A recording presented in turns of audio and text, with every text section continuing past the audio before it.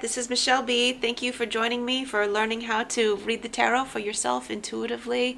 And today we're going to be talking about the first three cards of the Major Arcana. That would be the Fool, the Magician, and the High Priestess. So stay tuned. Here we go.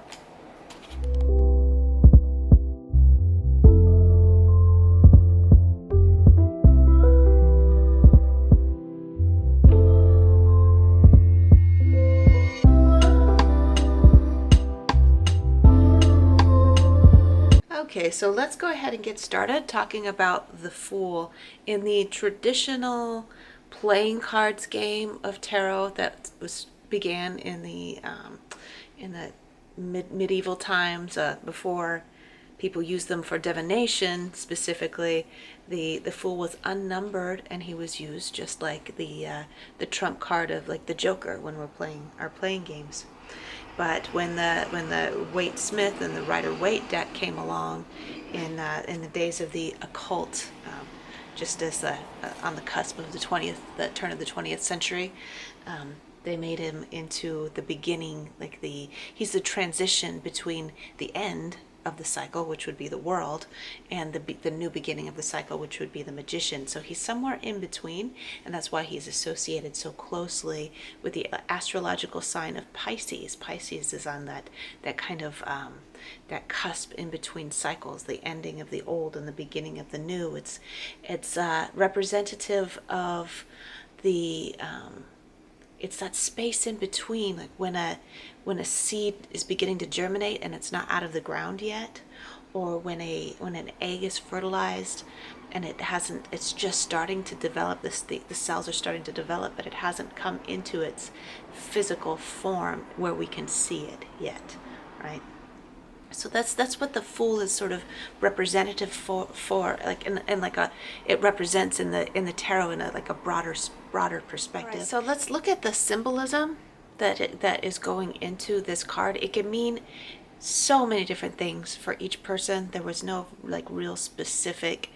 It's just people that are interested in tarot will go back and forth about what all of the symbolism means, but really intuitively you just look at the symbolism and you're supposed to sort that out for yourself.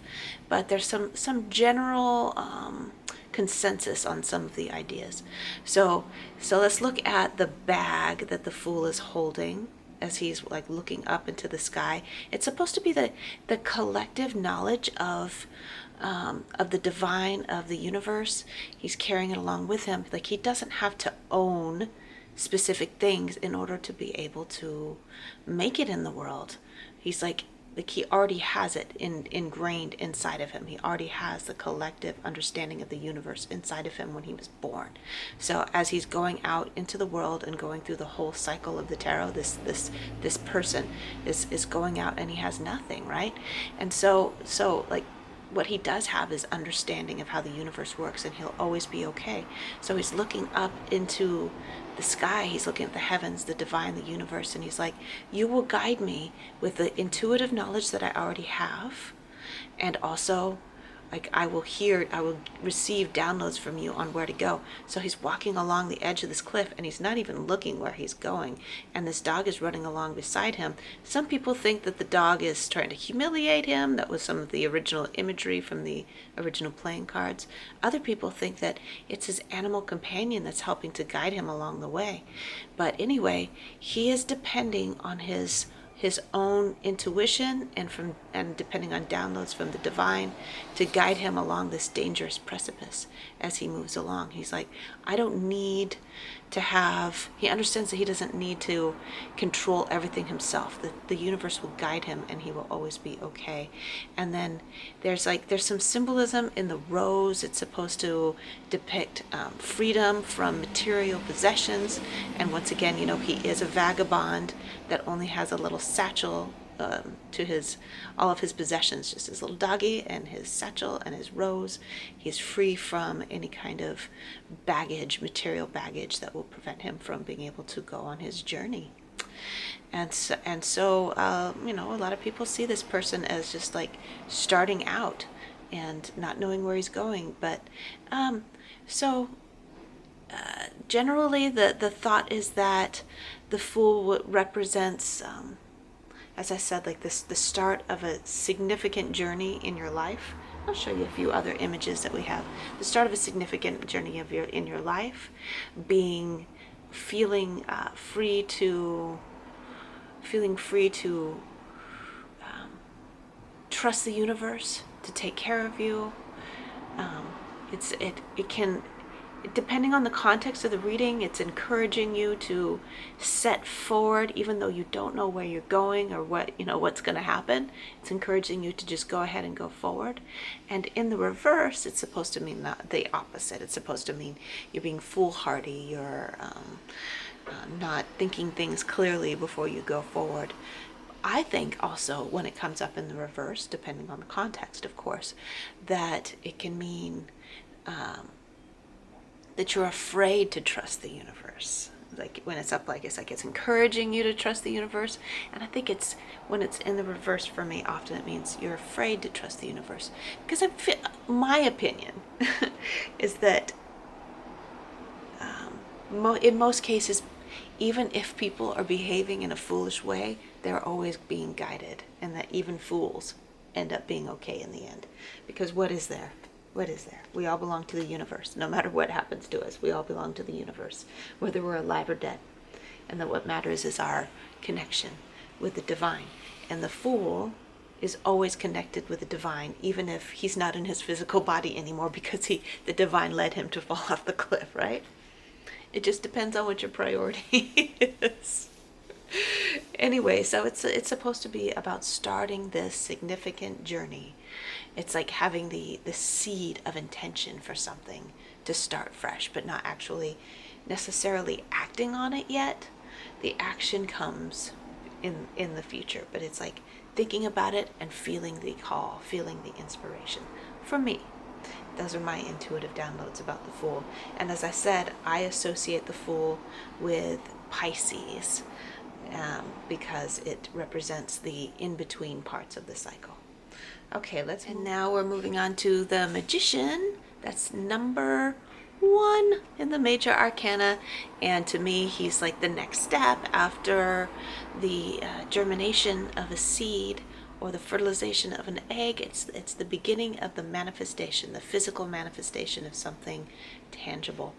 And so here's a guy that is pointing his wand up to the heavens, and he's pointing his other hand down to the earth, and he's like, thank you very much, universe, for allowing me to be a conduit for your desires, right? He's the wire from the electrical connection to the ground. So everything runs through him and into manifestation. And isn't that a lovely part of being in a physical body, is that we get to create things. There are quite a few critters that do create things. We got beavers, we got bees, we got termites. There's so many critters that create something out of some kind of inspiration, and some people call it instinct, and some people call it the spirit.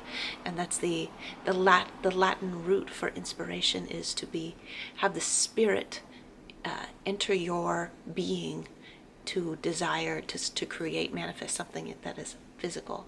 And so the magician has all the elements. Let's look at the symbolism here. The magician has all the elements at his disposal. He has the wands, that's the fire. He has the swords, that's the logic. He has the cup, that's the heart. And he has the pentacles, and that is the earthly materialization, the earth symbol. He has the infinity symbol over his head, which means that he has the universal knowledge, the understanding that he is one with the universe, that he and the universe, or he and God force, are one and the same. And he knows that when the spirit enters him for creation, for manifestation, its intention is to become clear, and all he has to do is listen to that intuition, that inspiration, to create what he would like to have. So there's never a doubt in his mind about whether or not the creation is meant to be, because it has entered his mind. It is meant to be. So for me, this card is representative of Gemini, which is all about using your logic. That's the air part. Now, just because it comes right after the Fool, which I associate with Pisces, it doesn't mean that it has to be Aries. It could be representative of Aries for other people, but for me, it's about using your mind, using your logic to create something really quickly, and Gemini are really, really good at that. They're ruled by Mercury. They use their logic. So anyway, some would say that the magician is creating from a place of intuition and inspiration, but often the magician is being reminded to use his mental prowess to organize his thoughts around the creation of what he would like to have. I say don't overthink it. When it comes to creation, I say you should not overthink it. Let's look at some other representations of the magician that I have in the Rider-Waite Tarot. But there does have to be a little bit of some organizational capacity in order to create things that you would like to see manifested. So it does help to organize. I think it has to be a little bit of both. There has to be a balance between intuitively using all the elements, intuitively allowing the universe to guide you, and having some logic to make a clear, defined plan. If it was in the reverse, some people would say that you are disorganized and you're not prepared to create something that you're excited about doing, or that you would like to have doing.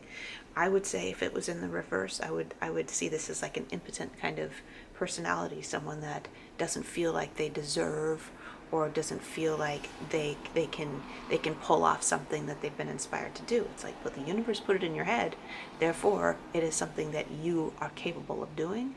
But this person might feel like, that's not me, I can't do that, or whatever. So that's why you just gotta go with it. Anyway, those are my intuitive downloads about the magician. So whenever I see this guy, it's like I get so excited. Right? I get so excited when I pull this guy up, because it's like the universe wants you to do this. It's meant to be. All you have to do is figure out how to do it, and it's meant to be for you, even if it takes a while, whatever. So those are my thoughts about the magician. Let's get on to the High Priestess. Okay, so for the High Priestess, things start getting a little bit more complicated, as they always are with women. Just a little bit more complicated. So there's a lot of symbolism regarding some deeper stuff, like more historical kind of stuff going on in the High Priestess. With these two pillars that are going on in the background are supposed to be representative of the pillars of let's see, was it Solomon? Oh, my kitty's sneezing. Oh my goodness, you got something in your nose. Oh. Oh, poor baby. Anyway, the Temple of Solomon. It's the pillars of the Temple of Solomon. So the B is supposed to be representative of the letter B, which means in his strength, and the J is supposed to be representative of meaning he will establish. So it has to do with some like Judeo-Christian stuff, Judeo mostly, and then there's this veil back here. It's like a screen that's supposed to be like a screen between the conscious and unconscious world. And we're being reminded with this kind of symbolism, and also this Torah right here is like representative of some like kind of divine knowledge that's written on some kind of transcript somewhere else by A.E. White. Came up with this idea when he was working on his like occult knowledge. Anyway, it's trying to say like everything that we believe today is built upon belief structures that were created generations and generations and generations ago. But what really matters in the here and now is how we use it at this time. And there's this universal knowledge that goes deeper than the traditions that we've carried on and on and on. So it's like there's this duality that's going on in the High Priestess. It's like there's the traditions and the beliefs that we've carried on for generations and generations and built on and tweaked and rearranged according to what works for us. And then there's this ingrained subconscious knowing that we have about how humanity works, about how the universe works. And that's what the High Priestess represents. She's like, I have this knowledge that's been carried on by these priestesses for generations and generations and generations, but I also have an unconscious awareness of how the universe works. And I don't need, because she's a High Priestess, she doesn't need someone else to tell her how the world works, because she's been studying, right? It's like there's like I think that has represent something about studying as well, that Torah. So she has done her own studying work. She has done her own discussions with other wise, woke women.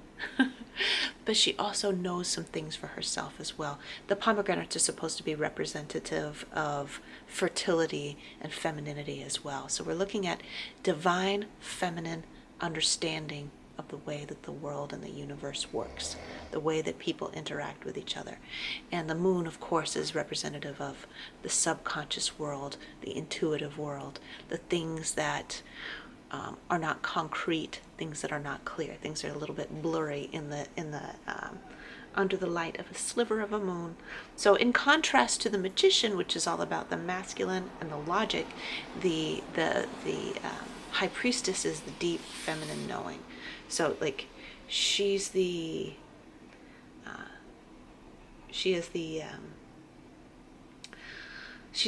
feminine philosopher, whereas the magician would be, or the Hierophant also, would be the masculine philosopher. Okay. And whenever I get the High Priestess, I'm being told to trust trust your own experience and trust your intuition, and don't necessarily take the words that other people have to say, especially in our and if you identify as masculine, this works as well, because we are both feminine and masculine, and we're always trying to work to find the right balance for ourselves. But it's we all have our own understanding of how everything works based on our own experiences and our own intuition, our own deep understanding of how everything is. And so whenever we have that, it's like, okay, here's your opportunity to use what you've learned when it comes up.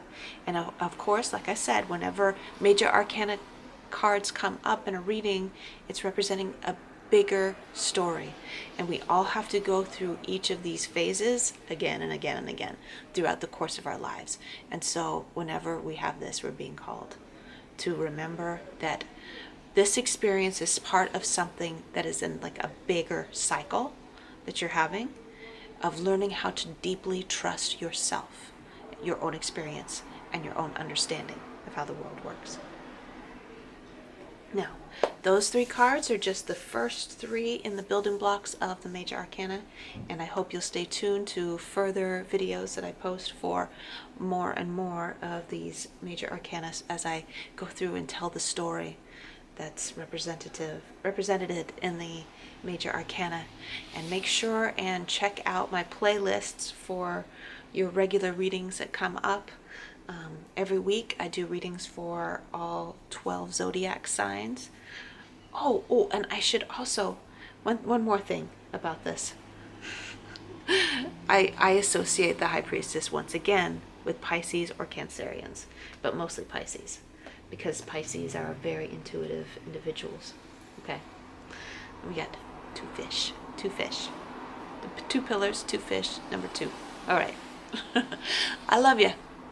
Make sure and subscribe. Yada, yada. Okay, bye.